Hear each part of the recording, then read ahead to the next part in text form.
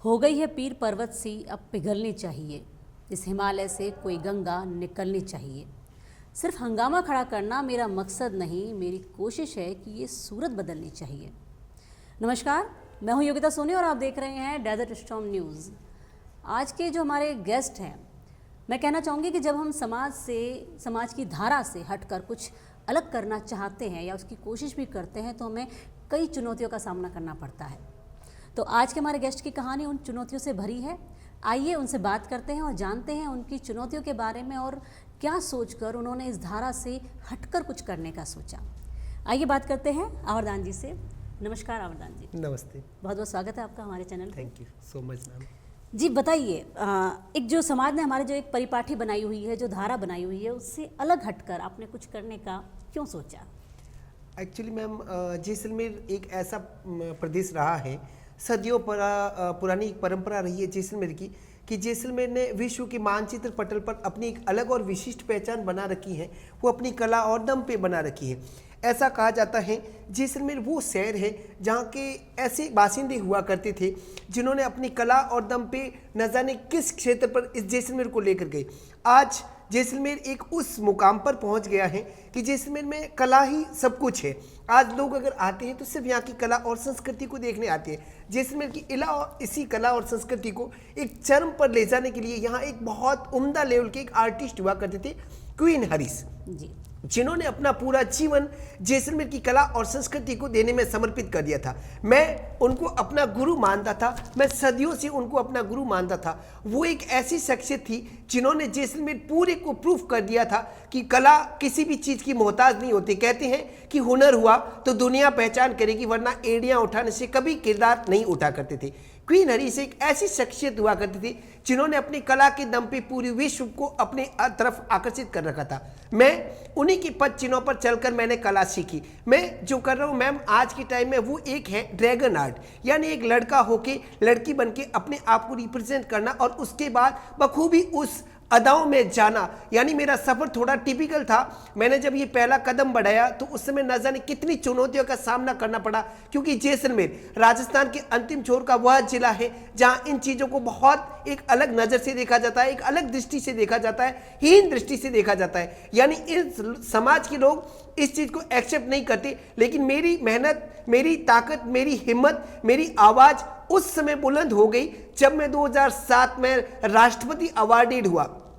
इस पूरे सफर में मेरे साथ किसने ही मेरा साथ नहीं दिया, सिर्फ एक मेरे पिताजी थे जिन्होंने हमेशा मुझे मोटिवेट किया। फिर मैंने भी सोच लिया, जब एक बाप अपने बेटे के साथ खड़ा है तो दुनिया चाहे कुछ भी करे।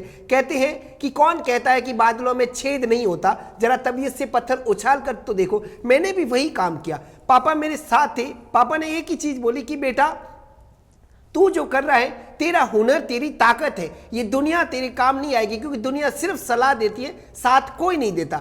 मेरे पापा ने हमेशा मुझे मोटिवेट किया। और रही बात, मैं पहली बार मैंने एक बार पूनम स्टेडियम में एक बार राजस्थान पत्रिका का एक कोई शो हुआ था, वहाँ मुझे ये श्री विमल जी शर्मा मिले। तो उन्होंने मुझे देखा, देखते मुझे उन्होंने एक वर्ड बोला था कि बेटा तू तो भविष्य का क्वीन हरीश लग रहा है। उन्होंने मुझे आज से न जाने 15-20 साल पहले ये वर्ड बोले थे, लेकिन समय को ये नहीं पता था कि वास्तव में उनकी ये वर्ड इस मुकाम तक पहुंच जाएंगे। और मैंने हमेशा इसी चीज़ के ऊपर मैंने अपनी मेहनत को ही अपना जज्बा समझा, जोश समझा, जुनून समझा। जब मैं अपने आप को रिप्रेजेंट करता हूं तो उस समय मैं अपनी पूरी वे में आके अपने आप को रिप्रेजेंट करता हूं। मैंने हमेशा अपने काम को अर्जुन की तरह मछली वाली आंख रखा। जिस प्रकार अर्जुन ने मछली की आंख को अपना निशाना समझ के और हर एक चीज को भ्रमित करके अपने आप अपने लक्ष्य पे नजर रखी, मेरी भी नजरें कुछ ऐसी ही रही। तो मैंने कभी अपने आप को अपने लक्ष्य से भ्रमित होने नहीं दिया और मैं अपने लक्ष्य से कभी ओझल हो नहीं पाया। बहुत बहुत बढ़िया। और आपकी आवाज़ में जो अपने जैसलमेर के प्रति जो मान सम्मान लगा है वो वाकई बहुत ही उम्दा है। मैं जैसे भी जैसलमेर को लेकर अभी जो सीज़न चल रहा है वो हमारा पीक सीज़न है और काफ़ी पर्यटक आते हैं घूमने। इन दिनों कई रील्स वायरल हो रही हैं जो आपने भी देखी होगी। हमारे सम रिसोर्ट्स वगैरह जहाँ पे जो ये कालबेलिया नृत्य वगैरह होते हैं, तो उसको लेकर कि भाई कह रहे हैं कि लड़के महिलाओं की वेश में डांस वगैरह कर रहे हैं, उसको लेकर आप क्या कहना चाहेंगी? असल बात मैम, मैं आपकी इस सवाल का जवाब देने में मुझे कोई अतिशयोक्ति नहीं होगी। कलाकार मैं भी हूँ, कलाकार और भी हैं। कलाकार जैसलमेर की खुद की माटी के जाए जन्मे कलाकार है। कलाकार बाड़मेर के भी है। बाड़मेर के एक कलाकार है रमेश पवार। जैसलमेर के कलाकार है अन्नू सोलंकी। आज के टाइम में अन्नू सोलंकी जैसलमेर के एक ऐसे कलाकार है जिनका नाम असल में तो आनंद सिंह है। वो एक ऐसे कलाकार है जिनकी कला को देख के एक राष्ट्रपति ने कहा था कि ये जैसलमेर की बिजली यानी घुटना चक्री उनके जैसी कोई नहीं कर सकता। यानी जैसलमेर हर जगह पर अपनी विशिष्ट और एक अलग पहचान बना रखा है अपनी कला और दम से। जबकि आज कुछ समय पहले जैसलमेर को बहुत ज़्यादा एक उम्दा लेवल पे बदनाम किया जा रहा है और बदनाम किया भी जा रहा है और कुछ हरकतें वास्तव में ऐसी हो रही है। जैसलमेर और बाड़मेर के कलाकार सदियों पुरानी परंपरा रही है। कहते हैं कि मैम अगर सुंदर दिखना है तो पूरे कपड़ों में भी सुंदर दिखा जा सकता है। जरूरी थोड़ा है हम आधे कपड़े पहन के ही सुंदर दिखे। सुंदरता मन की होनी चाहिए, सुंदरता वाणी की होनी चाहिए, सुंदरता विचारों की होनी चाहिए। मैं खुद एक आर्टिस्ट हूँ। मैं खुद जो करता हूँ एक ड्रैगन आर्ट है। मैं खुद अपने आप को जब रिप्रेजेंट करता हूँ तो मेरे बॉडी का एक भी पार्ट ऑडियंस को नहीं दिखता है, सिर्फ मेरे इतने हाथ और मेरे फेस के अलावा मैं पूरा ढक के अपने आप को रिप्रेजेंट करता हूँ। अभी सम के अंदर पिछले काफ़ी समय से ऐसा एक हंगामा हो रहा है कि सम के अंदर बाहर से कुछ कलाकार आए हैं जी, जिन कलाकारों ने जैसलमेर की कला और संस्कृति को तार तार कर रखा है। जैसा कि आपने नाम लिया कालबेलिया। कालबेलिया को तो मैं बड़े सम्मान के साथ नाम लेना चाहूंगा। कालबेलिया जाति की एक ऐसी आर्टिस्ट हुआ करती थी, एक ऐसी कलाकार हुआ करती थी जो है एट प्रेजेंट, यानी गुलाबो सपेरा, जिन्होंने कहते हैं गुलाबो सपेरा, पद्म श्री गुलाबो सपेरा, जिनका मैं सम्मान के साथ नाम लेना चाहूंगा। उन गुलाबो सपेरा ने विश्व के मानचित्र पर अगर अपनी पहचान बना रखी है तो उन्होंने सिर्फ अपने पूरे कपड़े पहन के उनको पद्मश्री मिला है, ना कि आधे कपड़े पहन के उनको पद्मश्री मिला है। मैं नाम लेना चाहूंगा एट प्रेजेंट सेनू सपेरा। सेनू सपेरा एक ऐसी कालबेलिया कलाकार है जिन सेनू सपेरा ने उनके इंडिया में नहीं बल्कि आउट ऑफ इंडिया में भी उनके कुछ ऐसे लोग हैं जो उनके स्टूडेंट हैं जो उनसे डांस सीखते हैं। वो जाती है, वो डांस सिखाती है, यानी वो अपनी कला को एक विशिष्ट लेवल पर लेकर जाती है। और जबकि जैसलमेर हमेशा अपनी कला से ही माना जाता है, जैसलमेर अपने कला के दम पर ही माना जाता है। आज अगर राजस्थान का आप अगर भ्रमण करने जाओ और राजस्थान में वास्तव में कला और संस्कृति देखने जाओ तो मुझे नहीं लगता कि जैसलमेर से बेहतर कोई कलाकारी या जैसलमेर की कलाकारी सिर्फ एज अ आर्टिस्ट नृत्य नहीं है। जैसलमेर का तो पत्थर खुद अपने आप में बोलता है। जैसलमेर की तो माटी खुद अपने आप में बोलती है। जैसलमेर को कहते हैं गोल्डन सिटी, जैसलमेर को कहते हैं स्वर्ण नगरी। जैसलमेर स्वर्ण नगरी अपने आप में इसलिए फेमस है क्योंकि जैसलमेर जैसा पीला पत्थर पूरे वर्ल्ड में कहीं नहीं मिलेगा। उसके अलावा जैसलमेर एक ऐसा शहर था जिसके लिए कभी कहा जाता था कि घोड़ा कीजिए काठ का, पिंड कीजिए पाषाण, बख्तर कीजिए लोह का, तब देखो जैसान। यानी आपके पास लकड़ी का घोड़ा है जहाँ ना कुछ खाता हो, आपके पास पत्थर का शरीर है, आपके पास लोहे के वस्त्र हैं, तो आप जैसलमेर आना, अदरवाइज जैसलमेर आने की कल्पना भी मत करना। यानी इतना मुश्किल था। सुदूर में बसा हुआ जैसलमेर एक ऐसा क्षेत्र जहाँ पानी की बहुत ज़्यादा किल्लत थी और इसीलिए जैसलमेर के लिए कभी कहा जाता था कि अठे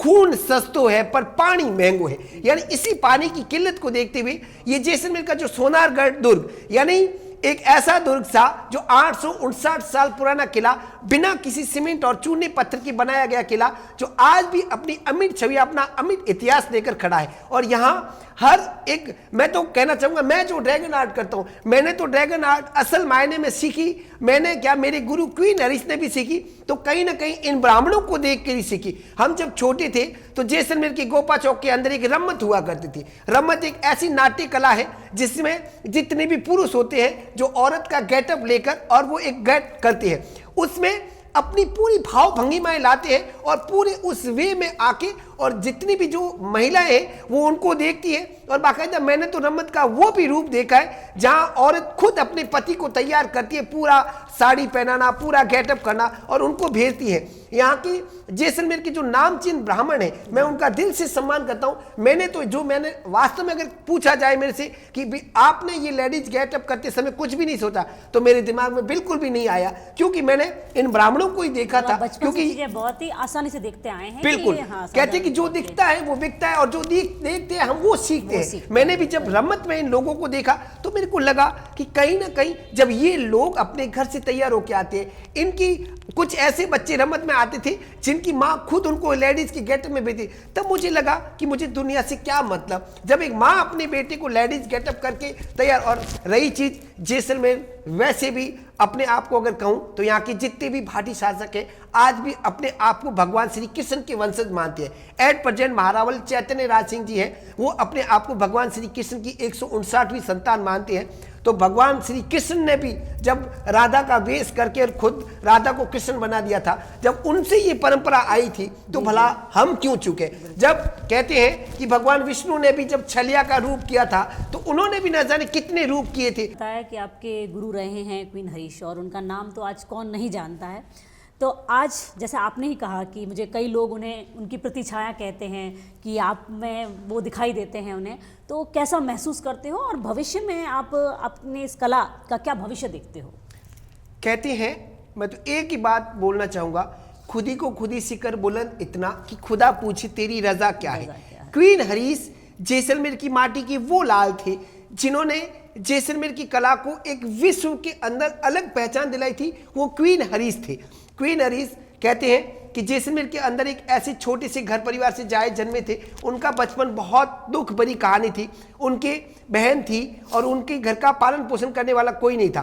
क्वीन हरीश के भी गुरु हुआ करते थे एक चेलू राम जी करके, जो बहुत अच्छे भवाई नृत्य के जैसलमेर के। वो जैसलमेर के अंदर उस समय नामी होटलें हुआ करती थी, होटल मूमल, होटल नारायण निवास, और वो उनके साथ जाते थे। और उस समय जैसलमेर के अंदर नाम के 3 या 4 कलाकार थे जो ऐसे नृत्य किया करते थे, चेलू राम जी, अन्नू सोलंकी, क्वीन हरीश। तो क्वीन हरीश ने शुरू में ये जाते थे तो इनको चेलू राम जी ने एज एक अंगरखी पहनाई थी जो एक जेंट्स गेटअप होता है। धीरे धीरे बोला कि है ना तू है ना इस चीज में इतना सुंदर नहीं लग रहा है। उसको बचपन से घर का नाम एज ए टेणिया था, तो बोलते थे कि टेणिया तू तो वैसी लड़की की तरह लगता है और तू लेडीज गेटअप कर तो तू बड़ा सुंदर लगेगा। तो क्वीन हरीश ने भी सोचा, पहली बार वो अपने बहन की एक ड्रेस थी जो उनको शादी का जोड़ा मिला था, वो पहन के उन्होंने नृत्य किया। लेकिन पता नहीं था कि क्वीन हरीश एक दिन जैसलमेर नहीं, भारत नहीं, बल्कि पूरे विश्व की आवाज बनने वाले थे। और क्वीन हरीश ने ऐसा ही कुछ किया कि क्वीन हरीश ने अपने कला के दम पे ना जाने कहां नहीं, आज एक चांदी नाम की एक फॉरेनर्स है जो जापान के टोक्यो से आती है। क्वीन हरीश ने अपनी कला को जब जापान के टोक्यो में रिप्रेजेंट किया तो इनकी असली कला को जो पहचान, जो इनकी परों को जो पंख मिले थे वो टोक्यो में मिले थे। टोक्यो में इनकी एक अच्छी स्कूल चलाई थी इन्होंने, न जाने 3 से 4 साल इन्होंने टोक्यो में रह के, और फिर इन्होंने कम से कम 60-70 विदेश यात्राएं कर ली। और इनके नाम पे जितनी विदेश यात्राएं, ये तो विदेश में ऐसे ऐसे लोग थे। सबसे पहले अहमदाबाद की एक कोई गुजराती आदमी था, उन्होंने क्वीन हरीश को एक अलग रास्ता दिखाया था और वो रास्ता उस मुकाम तक पहुंच गया कि क्वीन हरीश पूरे विश्व की आवाज बनने जा रहे थे। और वक्त को ये नहीं पता था कि धीरे धीरे क्वीन हरीश मानचित्र पर अलग पहचान बनाने लग गए। धीरे धीरे क्वीन हरीश ने अपनी कला को उस लेवल तक लेकर गए। क्वीन हरीश ने राजस्थान से नहीं, भारत से नहीं, बल्कि एक बार कहते हैं कि गंगाजल मूवी के अंदर क्वीन हरीश को एक सूट मिला जो कहा कि मुझे एज अ आइटम सॉन्ग कराना है, क्वीन हरीश कोई लड़की उतना अच्छा नहीं कर पाएगी। डायरेक्टर ने कहा कि वो सीन तुम ही मुझे लगता है अच्छा कर पाएगे। तो क्वीन हरीश ने गंगाजल मूवी में भी काम किया। क्वीन हरीश इंडियाज गो टैलेंट सीजन 2 में भी गए। तब किरण खैर ने क्वीन हरीश से कहा कि मुझे आप चेंज के बाद मिलना, मुझे खुद को पता करना है कि आप लड़के हो या आप लड़की हो। और धीरे धीरे क्वीन हरीश को कहा गया कि वास्तव में जब आप ये करते हो तो आपने कभी नहीं सोचा। तो क्वीन हरीश का भी जवाब यही था कि मैम मैं जो करता हूँ वो एक ड्रैगन आर्ट है, यानी एक लड़का होके लड़की बन के अपने आप को रिप्रेजेंट करना, और उसके साथ साथ हर एक चीज में अपने आप को, दुनिया को भी फेस करना। मैंने सबसे पहले दुनिया को फेस किया और वो फेस करने के लिए मैंने क्या किया था कि अपने दोनों कानों में कॉटन डाल दी थी और दोनों आंखों की तरफ 2 पट्टे लगा दिए थे। जैसे घोड़ा चलता है तो उसको कुछ नहीं दिखता है, और कॉटन इसलिए लगाए थे कि मेरे को दुनिया का सुनना नहीं था। कहते हैं कि कुछ खामोशियां ऐसी होती है जो बाद में बोलती है, कुछ जवाब ऐसे होते हैं जो एज अ वक्त पे नहीं दिए जाते, वक्त खुद देते हैं। क्वीन हरीश ने हमेशा एक बात ही बोली थी और वो हमेशा एक ही वर्ड बोला करती थी कि मैं एक दिन कुछ करके दिखाऊंगा, लेकिन एक दिन में नहीं होगा वो। मनुष्य चाहे कितने भी मुखौटे लगा के चले, लेकिन अंततः वो जो है वो वही जानता है। दुनिया को दिखाने के लिए उसके कई चेहरे होते हैं, पर जब वो अकेले में खुद से बात करता है तब शायद वो एक्चुअल वो होता है जो वो है। थोड़ी देर पहले हम जिस आवर्दान जी से मिले थे वो चेहरा था जो दुनिया देखती थी। आज हम उनसे मिलेंगे जो वो अकेले में एक्चुअल जो हैं, वास्तविक जो उनका रूप है, जो उनका मन है, उनकी भावनाएं, उनके विचार हैं, उनको जानेंगे। और जब ये बताइए कि इस क्षेत्र में आना आपके लिए एक लड़का होते हुए लड़कियों के फॉर्म में, हाँ आप सब कर रहे हैं जैसा कि आपने पहले बताया कि ये आपकी इच्छा है, और कला कभी भी ये नहीं देखती है कि मुझे कौन कर रहा है, लड़का कर रहा है लड़की, पर कहीं ना कहीं आपको परेशानियों का रहा होगा, एक मानसिक तौर पे भी आपको इस चीज़ ने कहीं ना कहीं झकझोरा होगा। वो हालात कैसे थे और उन हालातों से आप कैसे निपटे? थैंक यू मैम आपकी इस बहुत अच्छे और बेहतरीन प्रश्न के लिए। हालांकि सफ़र मुश्किल तो होता है, कोई भी सफ़र, चाहे मैं मेरी बात नहीं बता रहा हूँ, सफ़र हर चीज़ का मुश्किल होता है। वो आदमी कहीं से भी किसी भी काम को ले तो वो कोई भी काम आसान इतना नहीं होता है।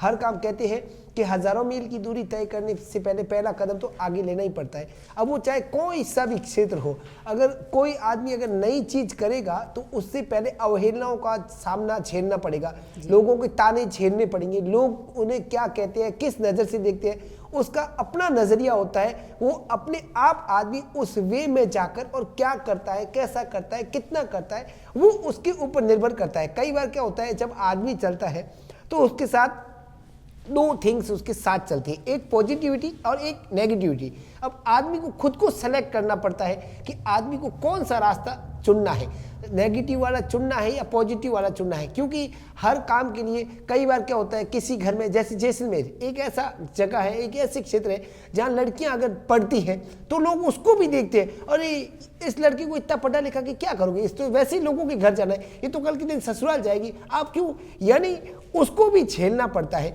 और अगर वो पढ़ लिख लेती है या थोड़ा भी फ्रैंक, अगर भी ऑनेस्टली दुनिया के सामने खुद को रिप्रेजेंट अगर करना वो शुरू कर देती है तो भी लोगों को अखरना शुरू हो जाता है। अगर उनके लिए भी ये सफ़र मुश्किल रहता है तो फिर भी मैं तो एक लड़का हूँ, मेरे लिए तो बहुत मुश्किल रहा होगा। मेरे लिए तो बहुत इतना मुश्किल रहा था कि जैसे मैंने दिन को रात में बदलने की कोशिश की थी। और सबसे बड़ी चीज़, मैं आपने जो मेरा पहले गेटअप देखा वो एज ए दुनिया के सामने चेहरा था मेरा। आज मैं हूँ जो मैं खुद हूँ, जो वास्तविक हूँ, जो आपके सामने दिखाई दे रहा हूँ। इसमें और उसमें फ़र्क रात दिन का है, लेकिन मैंने मेरे प्रोफेशन को मेरी पर्सनल लाइफ में इन्वॉल्व नहीं किया और पर्सनल लाइफ को मैं प्रोफेशनल में इन्वॉल्व नहीं किया।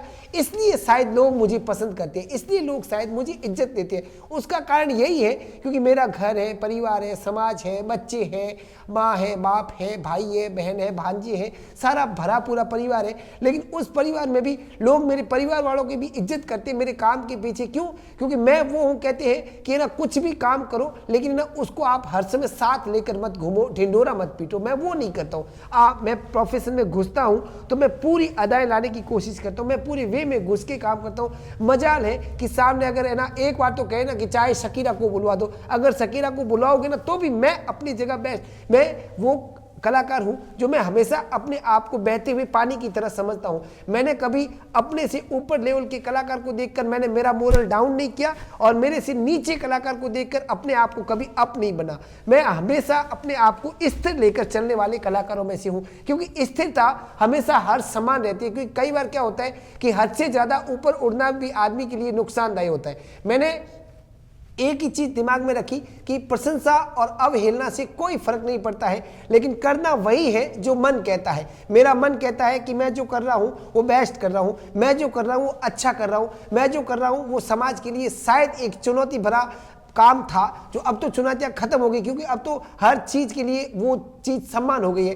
तो अब मैं मेरे काम को बड़े दिल से करता हूं, बड़ी शिद्दत से करता हूं। मेरा काम मेरी पूजा है और मैं मेरे काम को एज ए पूजा समझकर उसके अंदर पूरा घुस के काम करता हूं। तो मुझे फर्क नहीं पड़ता है कि कोई मेरी प्रशंसा करे या कोई मेरी निंदा करे, मुझे उससे फर्क नहीं पड़ता है। मुझे फर्क सिर्फ इस चीज से पड़ता है कि मैं काम करने गया और वहां मैंने अपना बेस्ट नहीं दिया और मैं काम करूं और वहां लोग मेरे काम से खुश हो, मुझे उससे फर्क पड़ता है, ना कि मुझे प्रशंसा और निंदा से फर्क पड़ता है। मुझे फर्क उससे पड़ता है कि मैं काम कर रहा हूं और सामने बैठा आदमी मोबाइल चला रहा है या वो दाएं बाएं देख रहा है, तो उस दिन से तो मैं अपने पाँव में घुंघरू बांधना ही छोड़ दूंगा। मेरी खुद की कोशिश, मेरा खुद का प्रयास ये रहता है कि मैं अपने काम से आप सामने बैठे हुए आदमी को इस कदर आकर्षित करूं कि वो मेरा होकर रह जाए, उसको लगे कि अभी अगर हमारे लिए। और एक चीज मैंने हमेशा नोट की है कि मैं जहां पे भी गया, मैं कभी भी मैंने अपना पलड़ा या अपनी नजरें, अपना पासा एक तरफ नहीं रखा। कई बार मैं जाता हूं ऐसी ऐसी जगह पर जहां लोग मुझे स्पेशली कहते हैं कि ये खास है, वो खास आपके है, लेकिन मेरे लिए सामने बंदा बैठा हुआ हर एक खास है, क्योंकि मैं कलाकार हूं। मेरा काम है, मैं दिखूंगा नहीं तो मैं बिकूंगा नहीं। मेरा काम है गुलाब की तरह, जैसे कहते हैं कि गुलाब के फूलों को आप कितना भी बक्से के अंदर रखो, उसकी सुगंध, उसकी महक बाहर तो जाएगी। यानी मेरा काम है हर एक क्षेत्र में फैलकर अपनी खुशबू का चारों तरफ प्रचार प्रसार करना, ना कि एक तरफ। मैं उनके लिए कोई खास नहीं हूं जो मेरे सामने बैठे। मेरे लिए तो सामने जो फ्रंट टेबल में जो बैठ नहीं, जो सबसे लास्ट में बैठा है, वो भी मेरे लिए खास है। मैं इस चीज को दिमाग में रखकर, दिल और दिमाग और जहन के अंदर रखकर काम करता हूं, और ये मेरी लाइफ का एक हिस्सा है। बहुत अच्छा, मतलब आपकी कला, आपका काम ही आपके लिए पूजा है, पूरी तरह से आप उसमें डूब के करते हैं। अभी वर्तमान में आपका भी इस काम में मतलब क्या, किस तरह का आपका रुझान चल रहा है? वर्तमान में क्या है आपके इस काम की वर्तमान में पृष्ठभूमि? पहले तो मैम एक दौर ऐसा था जहां इस काम को लेकर लोगों को बहुत ज़्यादा एज अ सुनाया जाता था, एज अ कुंठित किया जाता। आज क्या है कि जेंडर इक्वलिटी हर तरीके से खत्म हो गई है। जब कहते हैं कि एक औरत अगर पूरे देश को चला सकती है, मैं आपको एग्जाम्पल देना चाहूँगा, जो भारत की पहली नागरिक द्रौपदी मुर्मू, जो भारत को एक अगर महिला चला सकती है, तो फिर किसी भी काम में जेंडर इक्वलिटी होने की कोई बात रही नहीं। वो तो सारी चीज़ें देश ने खत्म ही कर दी। आज हर एक चीज बड़ी पॉसिबल हो गई है, आज हर एक चीज को दोनों मिलके करते हैं। चलिए, अब आप, जो हमारा आखिरी सवाल हमारे लगभग सभी गेस्ट से रहता है कि हमारे चैनल के थ्रू आप हमारे व्यूवर्स को या लोगों को कोई संदेश देना चाहें तो प्लीज। मैं इस चैनल के थ्रू लोगों को ये मैसेज देना चाहता हूं और ये संदेश देना चाहता हूं, क्योंकि कहते हैं कई बार क्या होते हैं कि लोग अपने आप को किसी की तरफ आकर्षित करने के लिए कहते हैं, जैसा कि डेजर्ट स्टॉर्म, यानी अपने आप में एक बहुत बड़ा सवाल और बहुत बड़ा जवाब इसके अंदर ही छुपा हुआ है। यानी डेजर्ट स्टॉर्म यानी थार, यानी मरुस्थल के उस हिस्से से उस चीजों को निकाल कर लोगों के सामने एक सच्ची बातों को एज अ लाग लपेट करके और उसके ऊपर चिकनी चुपनी बातें करके ना परोसना, एकदम सीधे वे में जाके परोसना, शायद ये डेजर्ट स्टॉर्म न्यूज का ही काम होता है। ये वो चैनल है जो मीडिया के सामने सच्ची बातें जो दिल से बोलती है, ना कि किसी दिखावे को ये आगे लाती है, ना किसी ऐसी चीजों को ये प्रलोभन देती है जो उनके लिए हानिकारक हो। ये हमेशा एज अ पॉजिटिव बात को आपके सामने रखती है। तो मैं ये मैसेज देना चाहूंगा कि डेजर्ट स्टॉर्म न्यूज और उसकी पूरी टीम और विमल जी शर्मा का स्पेशल मैं धन्यवाद करना चाहता हूं। और ये बार बार कहते हैं कि एक बार ऊपर चढ़ना, चढ़ के गिरना, गिर कर फिर उठना, उठकर फिर चलना, शायद यही इनका प्रयास है और यही इनकी मंजिल है। धन्यवाद, बहुत बहुत धन्यवाद अपना समय देने के लिए। धन्यवाद।